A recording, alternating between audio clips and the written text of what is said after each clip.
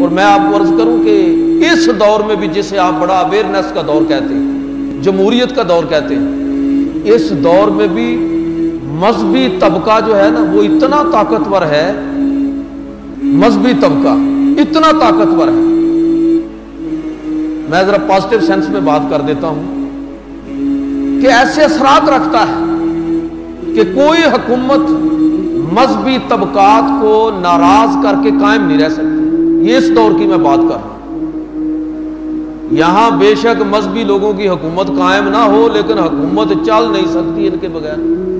اس لیے حکمران ہمیشہ پیروں کو، مولویوں کو، مذہبی لوگوں کو، قیادت کو راضی رکھنے کی کوشش کرتے ہیں. اس لیے کہ سب سے خطرناک جو تحریک چلتی ہے نا کسی حکومت کے خلاف، وہ تحریک ہوتی ہے جو مذہب کے نام پر کھڑی ہوتی ہے. اس لیے کہ اس کو روکا نہیں جا سکتا، اور صرف لوگ مذہب پر جان دیتے ہیں، باقی کسی چیز پر جان دینے کے لیے تیار نہیں ہوتے.